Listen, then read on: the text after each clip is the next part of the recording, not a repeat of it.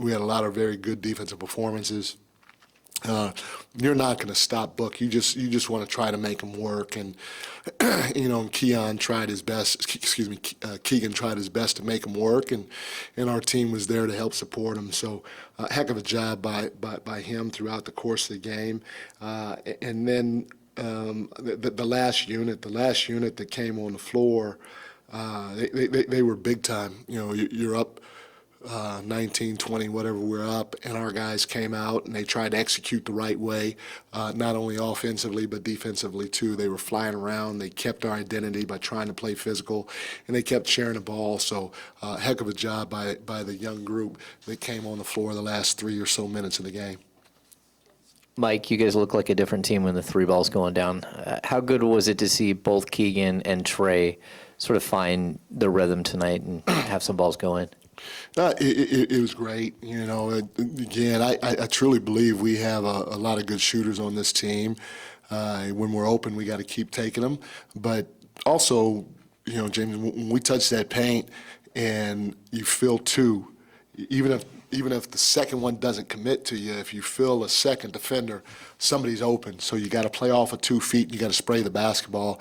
And I thought our guys did a good job of that. And, we got a lot of shots that resulted in, set shots that you practice a lot of, especially in that second half tonight, because our guys went in the paint, played off of 2 feet, and sprayed it when they felt that second defender was coming. So it does not surprise me at all.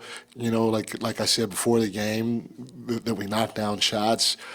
I don't want to change anything. I don't want to panic because we got great shooters, and it's just up to our guys to knock them down, but also for the delivery to be on time and on target in the right way. Coach Brown, let's go back to the rebounding. Yes, they did have 14 offensive rebounds in the first half, Phoenix that is. But in the second half, what was addressed, because the Suns only managed to get 12 rebounds in the second half. Yeah, well, we talked about just putting a body on somebody, and especially when they shot threes.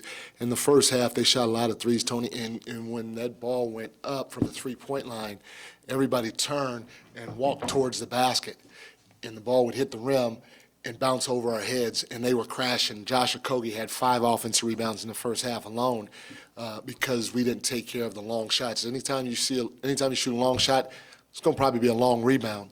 So if somebody shoots a long shot, instead of turning and going to the glass, I got to turn and go find the body and go to the body, because when it hits the rim, it's going to bounce long, and now I'm there to get it. And we didn't do a good job of that, especially in the first half. Our guys did a better job of it in the second half, and that's what limited them to the offensive rebounds of only getting 5 in the second half. Hey, Mike. I know Fox has grown significantly as a volume three-point shooter. Tonight, it seemed like he was on a mission to get to the paint, to get to the rim. He looked like his old self, really, from a couple of years ago with how quick he was. Was that just like a matchup thing and him recognizing the way Phoenix was playing him and taking advantage of that, or is this what you expect or need or want from Fox on a nightly basis? No, this is what we need from Fox. He's the fastest guy in the league. He's the best guard finisher in the league.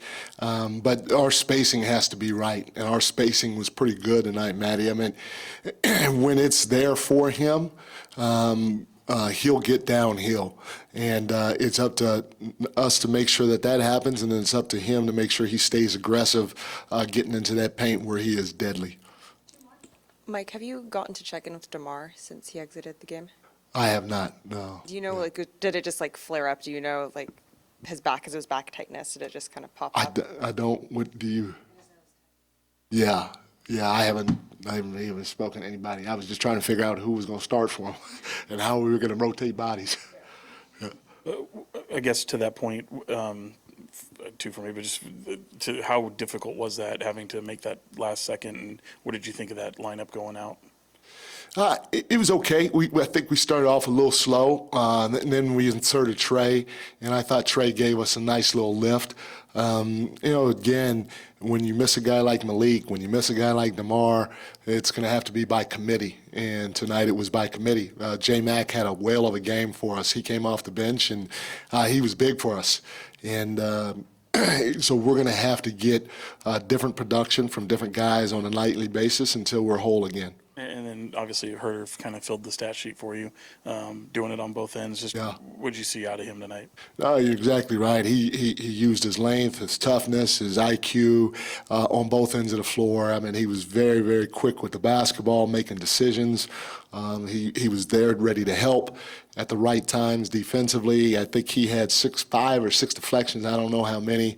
He could have easily gotten defensive player of the game.